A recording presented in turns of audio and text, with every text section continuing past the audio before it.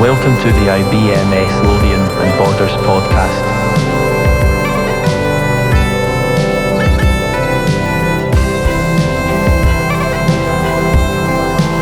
Is there enough bagpipe in that? Hello, my name is Mike Gray and I'd like to welcome you to the IBMS Lothian and Borders branch podcast. What's all this about, you might ask?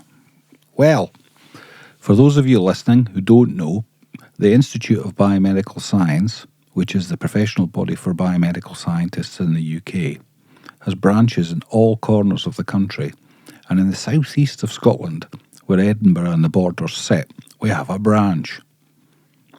So this podcast was an idea from the branch committee to look at, in the first instance, at career stories of biomedical scientists. Why career stories? There is a lot of information out there on how to get into biomedical science, and there are some podcasts that focus on scientific topics.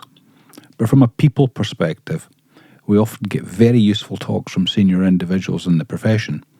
And as interesting as they are, the committee hit upon the idea of listening to all levels of staff involved in biomedical science with the aim of capturing the stories of professionals you might not necessarily hear from, and to look at all stages of the career ladder. So each story, we hope, will be inspirational. Each story will have a message, and if anything, will highlight the myriad of ways that people get into biomedical science.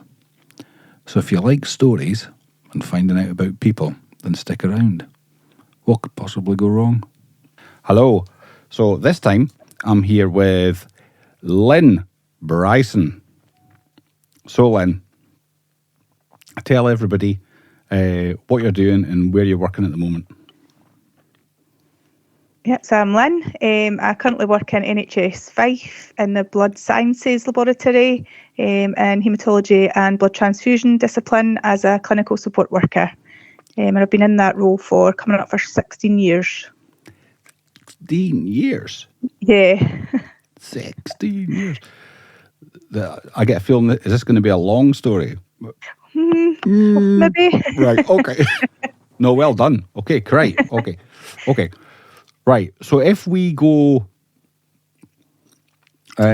back in time to when you were really young, or before school, or at school, at what point did this sort of thing interest you?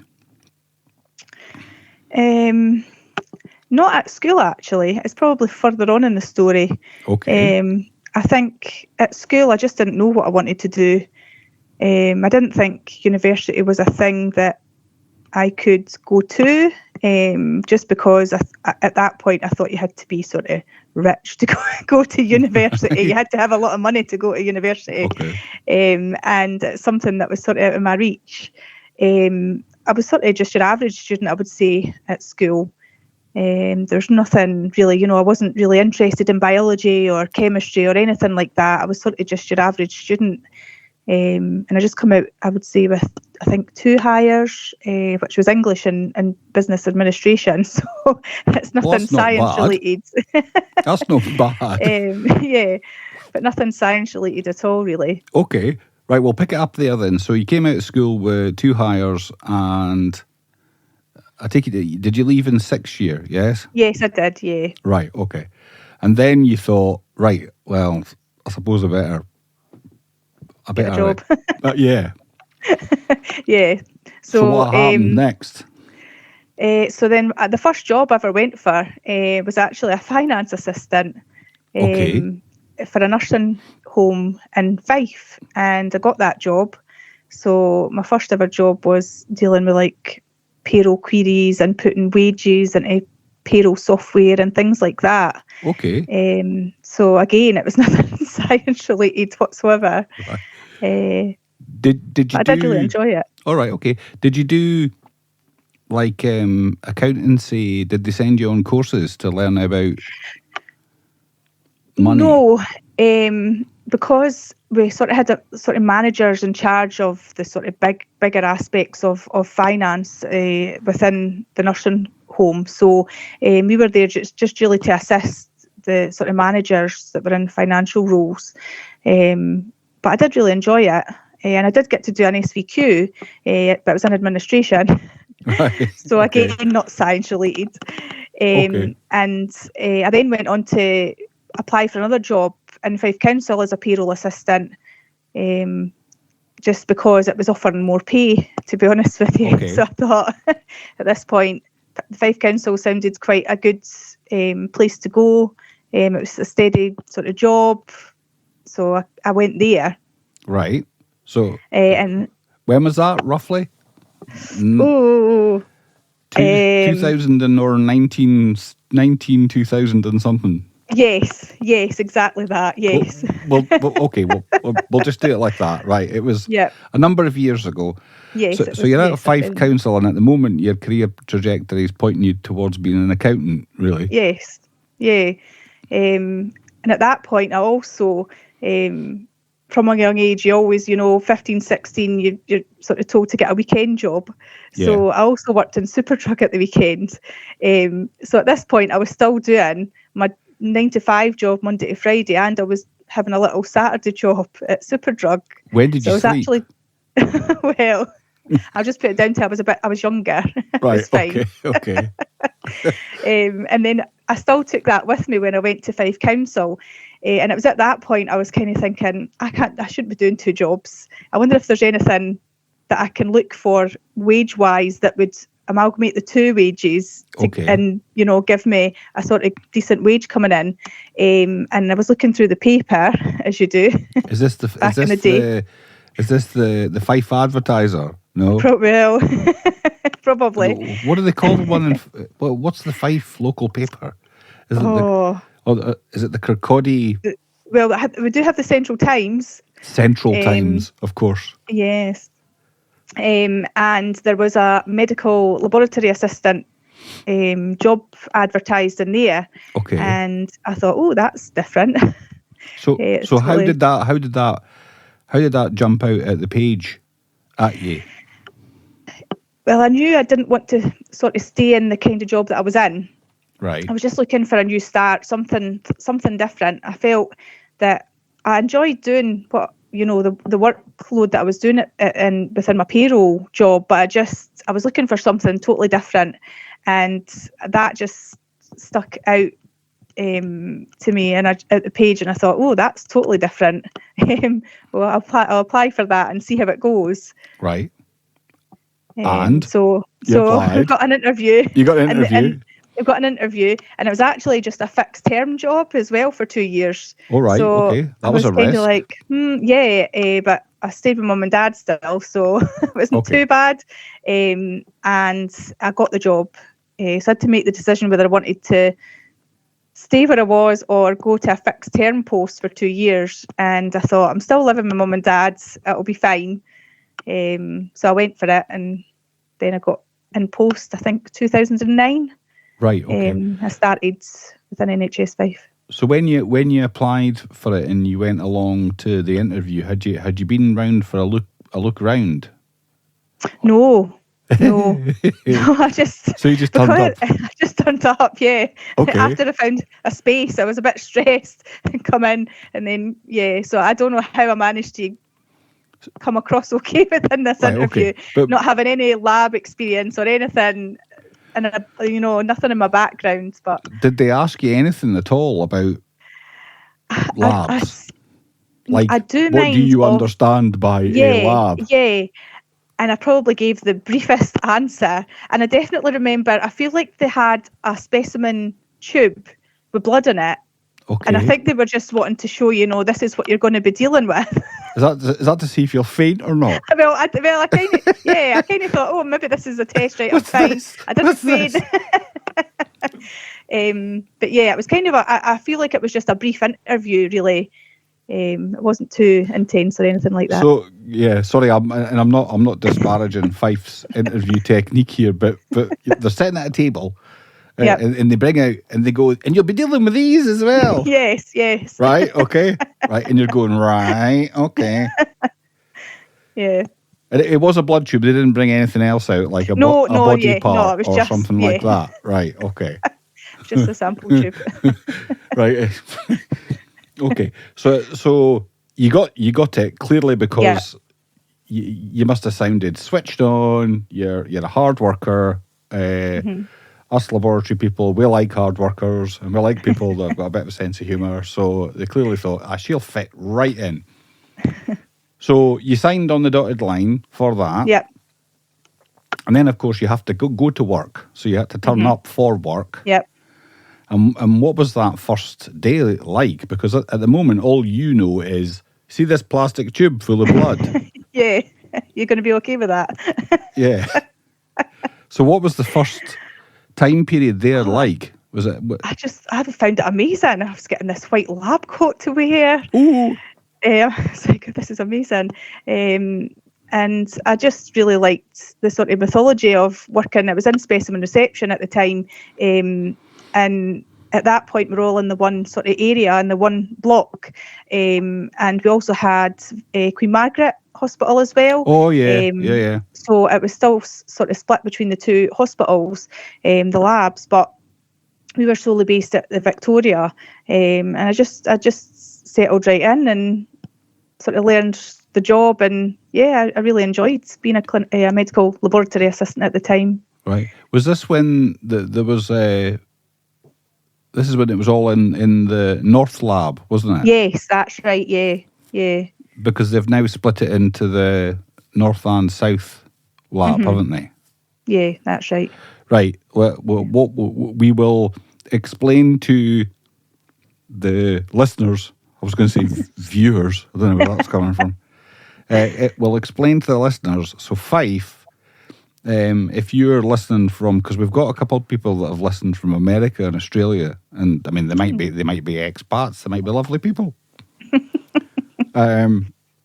But Fife is just north of Edinburgh, over a body of water. If you have a look at it on the map, it's one of the sticky out bits on the right-hand side of the Scottish map, yeah? And the hospital's in a town called Kirkcaldy, yes? Yep.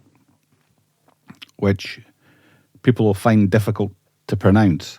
Yes. And on the hospital campus, when we're talking about the North and the South Lab, the lab basically was a kind of huge porta cabin, wasn't it? Yeah. And they've kind of built a better porta cabin now. Yes.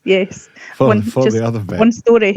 That's right. So they've kind of split it now, and I think at some point in the future they'll maybe put bricks around it or turn it into something really nice. Yeah. So Kirkcaldy, the Victoria Royal, isn't it? Just the Victoria Hospital, yeah. Victoria Hospital. Sorry, God, I keep adding Royal to everything. So at the Victoria Hospital, yeah. So there's two labs. So you're at that time you're in the North Lab. Yep. And you found this all fascinating. Surely in the first couple of days it must have been a bit of a culture shock. Yeah, it was. Yeah. Even just learning how to be in a lab, and sort of your good lab practice, and don't be chewing chewing-gum and things like that, and everything is just it's all new, but yeah, it's great. I really enjoyed it. Okay, so you did that for a while. Has that been your whole journey over the last 16 years? Or have you looked at a lot things? of studying. Right. Okay. So let's. I was going to say so, and people listening to this would think that I would prepare for these in some way, but I guess half the fun is trying to figure out what folk have done. So you've been sitting there in that job, and you think, right, okay, maybe I could learn a bit more to do something. So what triggered this next phase? How did your brain go? So it was actually management within the labs at the time. Sent an email out to everyone, and it was really asking if you were interested in doing a little sort of module in laboratory science. and you just had to email back saying why you were interested and what motivated you to be interested, sort of thing, so they could then pick people to go on it. Okay. And it basically entailed us going half day over to the Royal, and we met up with some people from the Royal as well, and then we were sort of going through some lectures, and I think it was a sort of a National Progression Award, sort of SVQ level 2 in laboratory science. Okay. Is this the Royal in Edinburgh? Yeah. Okay. So I think it was a Wednesday, we'd work a half day. Then there was 3 of us that got selected from different disciplines, and we would just make our way over to the Royal.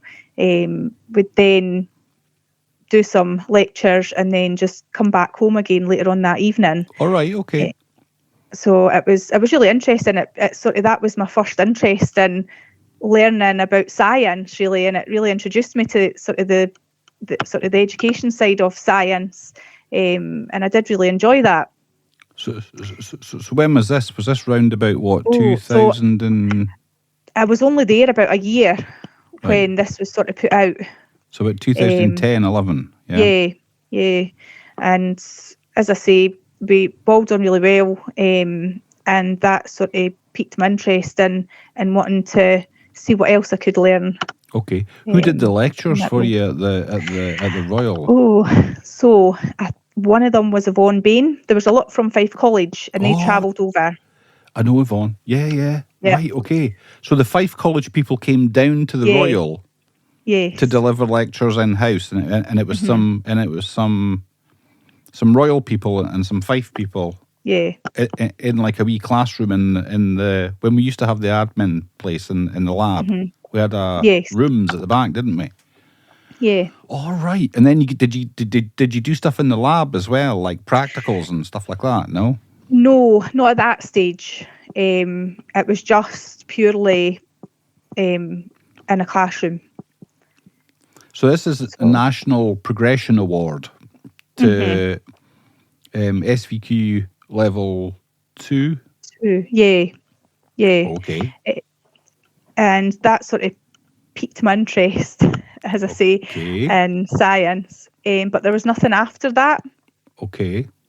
And I really started then looking into, I wonder how I can go from this to learning more. And then I started learning more about a biomedical scientist at that point, and realised there's not really that much places that do a pathway from a band 3 we're now called clinical support workers, and putting you through to a biomedical scientist, sort of band 5, 6. At that point, I think a couple of years had went past. We obviously we moved to our new lab and things like that. Yeah. And I really wanted to do a HNC in applied sciences. Okay. But at that point, the laboratory couldn't really back me to do that. But I did have conversations with Yvonne Bain at the time, and we sort of come to an agreement that I would sort of do it at home, and I would go in and do my exams and everything with the classes. And every month I would just go and collect some things and study, and then do my exams. I just take annual leave and go into college and do the exams and things like that. Okay. So this was for the HNC? Yeah. Okay. So when did you finish that? So that would have finished in 2015. Okay. And after that, I then went back to sort of management at the time and said, I've managed to accomplish this. I've paid for it myself as well. Yeah. It shows that I'm motivated. It shows that I'm willing to go to progress. Is there any way you can help me out here? And they did agree to allow me to go on the HND programme at Fife College on a day release. Right. For biomedical science. So I went to that, and that's when I actually met up with some of the students, because some of the students from the Royal were doing it at the same time. Yeah. So there was a few of us, and we done that as for a couple of years as well.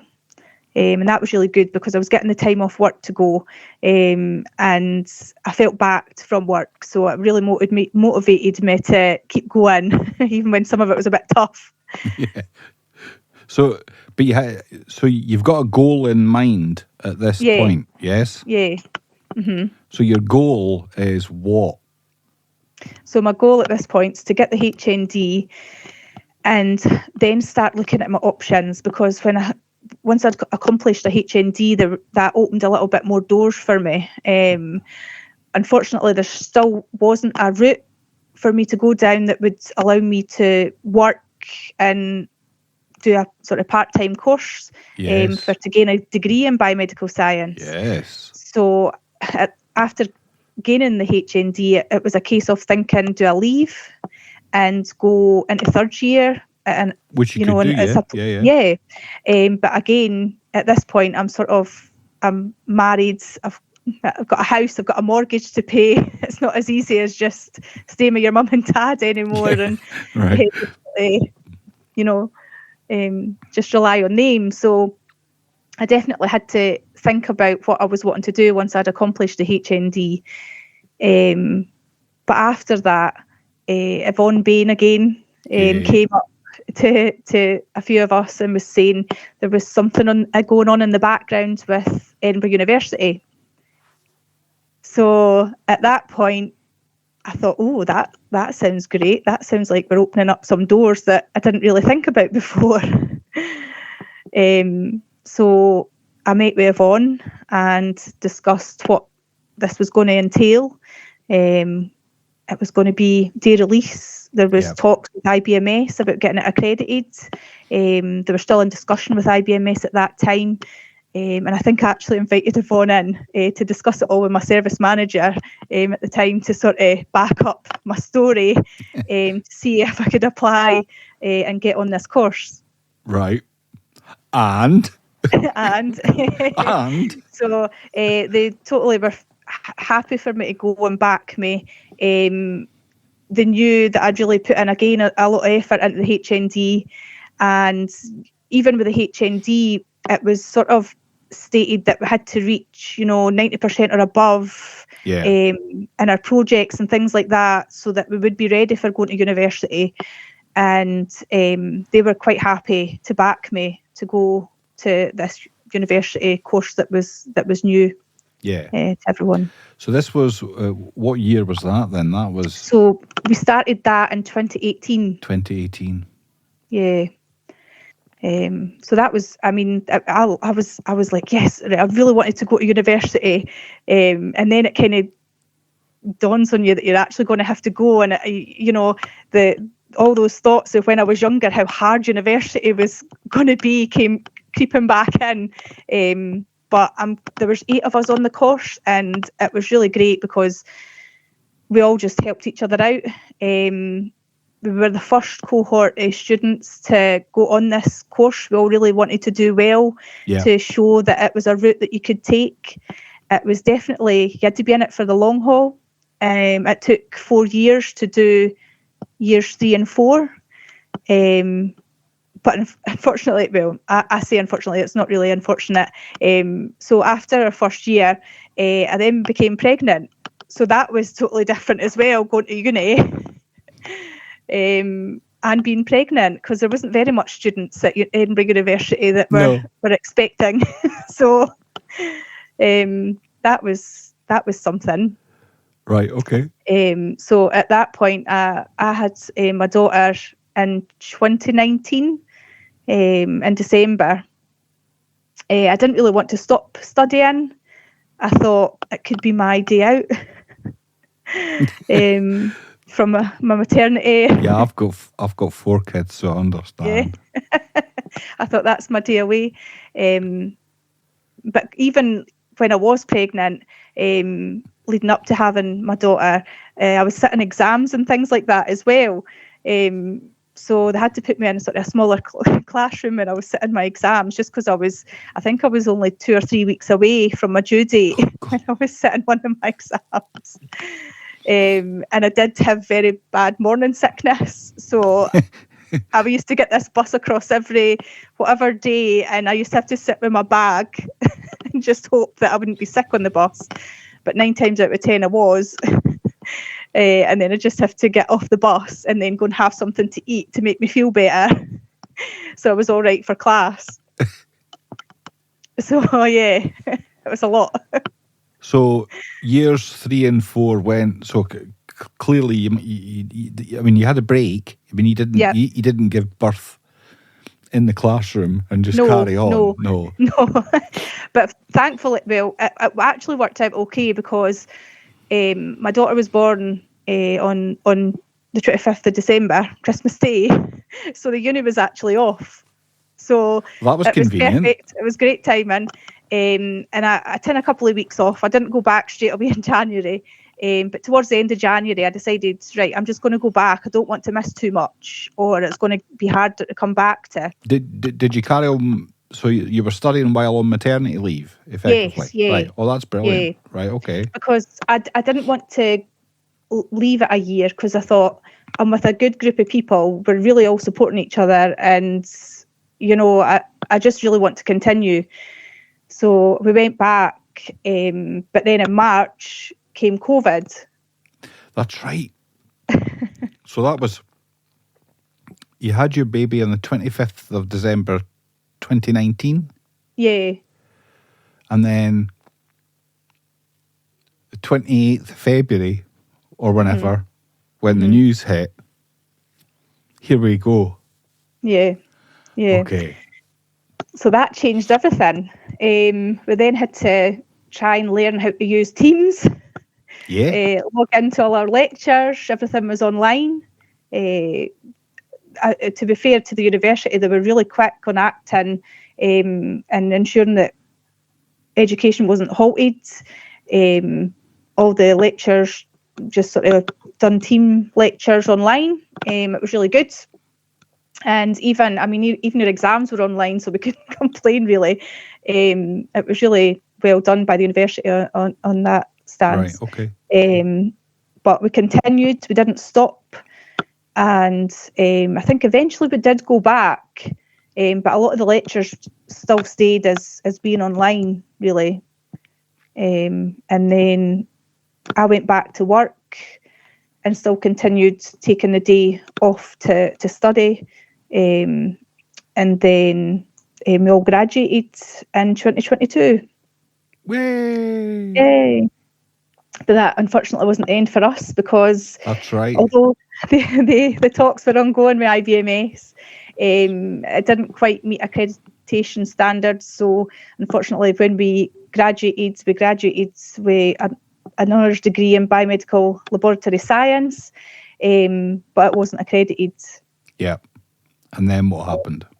So at that point, we needed to go to IBMS and show them everything we'd done, get our degree assessed, and they just came back with one module, one top up, which we were really happy about. It could have been a lot worse. And so we all had to do cellular pathology. Uh-huh. So we had a look at what options were available for this top up, and a couple of us went with London Met University for their cellular pathology. So we all done that sort of the next year to make it an accredited degree. I'm exhausted listening to it. So then of course you handed in your top up. Yep. And the IBMS came up to have a look at this particular course, because this is for the listeners listening, if you're a biomedical science student, this was the first, I think, of its kind in the UK, because it involved using a college and a university together. So it's split in two different bits, isn't it? So that you can take people all the way from, well, no entry level qualifications to a degree course, and you can take them all the way through HNC, HND into the final years 3 and 4, which take a long time anyway. But that course is now accredited, isn't it? It is, yeah. Which is amazing for anybody I spoiled the that's in. surprise there for the end of the story. That's in- Sorry, whoops. that's in. If they, for people that's in that position now, it's just a great route to go down. You could work away and decide that you want to progress and become a biomedical scientist, and that pathway is there. I think it's just amazing that we do have that now. Yeah. So you got your piece of paper that said, we've assessed your degree and it is accreditable. Yes? Yep. And the next stage? The next stage was completing the registration portfolio. Okay. But again, it was just not easy for us. So I was the first sort of one in my lab to do the one file version. Oh, yeah, the electronic online. Yes. Yeah. System that you upload stuff to and it tracks your progress and all that kind of stuff. Yes. Yeah. Building the portfolio. So Right. I just worked away at that, really. And I just had my verification in December. This December? So it went really well. My verifier was really lovely and was happy with the registration portfolio. And she put me forwards for that certificate of competence, and I've now gained my certificate of competence. Yeah. And then you've got more paperwork filling out the HCPC registration. So yeah, I've done that. So now I've got that. So I'm fully registered and ready to go. Right, okay. So, I'm so pleased because the thing that Lynn's talking about here is something that's been a collaboration between a couple of health organisations up here in Scotland and Fife College and Edinburgh University for, I think, 8 years. The total development of the course and trying to get it accredited. So that's a fantastic achievement, Lynn. I really am. I'm really pleased. Yeah, I mean, some people are saying, "Oh, would you not rather it had been accredited for you guys?" And you kind of have to just take it that if we didn't do it and showed that it worked, then it still wouldn't be at that point. So, I'm kind of glad. You've shown that it works exactly. so somebody can come in from school with just enthusiasm and a bit of a brain. We have to check if they've got a bit of a brain. Yes. Yeah. So in terms of job, though, for you, at the moment, you're still a clinical support worker, yes? Yeah. Yes. Yeah. So what's the next stage here? You've got an HCPC registration ticket. You're looking for a job. Yes, I am. I'm on the hunt for a job. Okay. Is there any in the Royal? Yeah, probably. We'll talk about that later. But there are jobs out. Well, so you're looking for? You're not looking for a trainee job, are you? Well, yeah, it would be a trainee post. Obviously, I would love to stay in my own lab. Currently in blood transfusion hematology.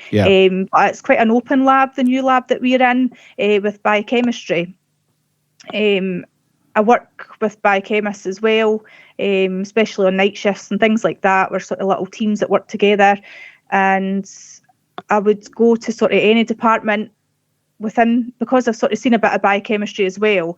I'm not going to limit what I'm going to apply for. Yeah. I'm just going to see what's available, really. Yeah. I think, and there's sometimes very little's advertised. But for when you trainee posts. Yeah, so. But when you say trainee, it's the difference between a band 5 and a band 6, if you see what I mean. So it's aiming for specialist diploma type job, yes? Yeah. So that's the kind of final step for you on this part of your journey, because there's loads of other steps that you could take beyond that. So you're looking for a role that would then utilise that so that you would go into a specialist role. Yes. Yeah. Yeah. So there are some boards in Scotland that do band 5 jobs, and sometimes they're just band 5 jobs, and then they offer training. And there's some boards in Scotland that offer band 6 jobs, but they utilise Annex 21, like in Glasgow. Yeah. It is a bit so of it's complicated. Yeah, up here in it's Scotland. mixed, yeah. So in NHS Fife, you are a band 5 doing your specialist portfolio, and once you've completed that, you automatically go to band 6. Yeah, okay, got you. Yeah. There's different ways of doing it. But really, I mean, well, you are a member of the Institute of Biomedical Science. You have got your HCPC registration. Yeah. You are a qualified biomedical scientist. You just need a job. I just need a job. Yes. Then you would, yeah, right, okay. I'm pretty sure there'll be something. I mean, my workplaces, I have to say, they've really been good throughout the whole of this journey that I've sort of been on, and they're fighting over. It's funny, they say they're fighting over me. They've seen me work. They see me work every day. Yes. And it's good to see that they see the potential in you. Yes. And I mean, the whole thing about the university side of things as well is that I've come out with this degree. I've been paid whilst I've been on this day release programme, and I've not come out with any debt from uni. So absolutely, it's great. All my wage will be mine. That's be right. paying anything back. So I mean, apart from because at the beginning you did the HNC, and did you have to pay for some of that yourself? Yeah. But apart from that bit, you've been on a journey where the workplace has effectively supported it, and there are some grants as well in Scotland, aren't there? Yes. That's right. See, there's an advert. You're a walking advert for effectively the apprenticeship route. Yeah. Because I've had discussions with people that have been on what they call the applied route, which is fantastic. This is when they send you to university and then they send you off to placement. And then you come out at the end, so you're still registered. You've done your registration portfolio at the end of your degree, but you haven't lived or worked in a lab. You've done a short-term placement, which is still valid because it's still you still get to the end. But I guess what you're capturing, what you're developing as you go in your apprenticeship style journey, is you've got loads of experience. Yeah, I mean, the thing is as well, we sort of work shifts and everything as well. So, you've even got that side of you down. You've got working overnight and all the shifts that come with being a biomedical scientist in some disciplines. So you see firsthand what goes on out of hours, at the weekends. You're really closely working with the BMSs at that point. So you are getting a really good grasp of what a biomedical scientist does. But you are a biomedical scientist. Well, yeah. Well, sorry, on paper you are. Yeah. You just need the bit. You just need. Oh, God. It's frustrating, isn't it? A little bit. A little bit. I understand, but I mean that's an incredible story, because that's when we talk about no wrong path. I mean, it's genuinely an inspirational story for somebody out there who doesn't know what they want to do in their early adulthood, and they kind of stumble into it. Is as long as you're switched on and you've got a brain and you're willing to work hard, you can achieve what Lynn's achieved. And then she's just waiting for somebody to come and go, here you go. Wow. Yeah. But I don't know how to say this without offending people that have been to university, because a lot of people think, a lot of people don't go to university because of the reasons that you've talked about, which is, I'm just going to accumulate debt, or or it's the thing to do, or they're trying to find their path. They're trying to figure out what they want to do. But I think once you got into the apprenticeship model there, you kind of figured out, yeah, I can see a route to being a biomedical scientist. You've made it, bar the job. And it just offers so much hope to anybody else that's listening that doesn't know quite what to do. And they might be sitting in a lab as a clinical support worker. I mean, there's lots of names for it. Medical laboratory assistant back in the day. And these are great jobs as well. They're really interesting, but they might just want to take it that step further. What advice would you have given? This is a classic here, especially after listening to 38 minutes of this incredible journey, is what advice would you give yourself while you were sitting there totaling up invoices and receipts in the nursing home? What advice would you give yourself? Go back in time. Oh, it's hard because anything I do try and give a quite 110%. I'm one of those people. It's probably quite annoying to some people, but I am really a motivated person. But I wish I'd went back in time, even just before that, at school, and really honed in on thinking, what am I good at? What do I like? Because I did do biology and things like that. But at my school, if you weren't top of the grades, you were sort of just averaging along. And I just wish I had just paid more attention to what uni was like, what I could gain from that, from a school age, really. Because then I could have been on a different path altogether. I might have got there quicker. But in that sort of role as a biomedical scientist, and maybe not. But yeah, I'd say I'd probably tell myself more at a school age to sort of look into university and that aspect. Right, okay. Have you been back to school in like any career events or anything like that? Have you went back to... No, not really, no. Is that something you fancy doing? Yeah, I'd really like to.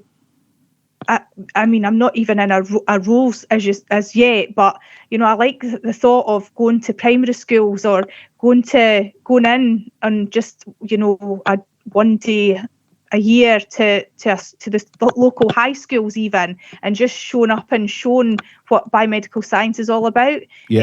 Because Fife isn't that big, and it is sort of community spirited, and I think that having there's schools like just a couple of miles away from the lab, and to have that interaction at that age and to pique their interest, it could change people's minds about sort of what career they would like to do.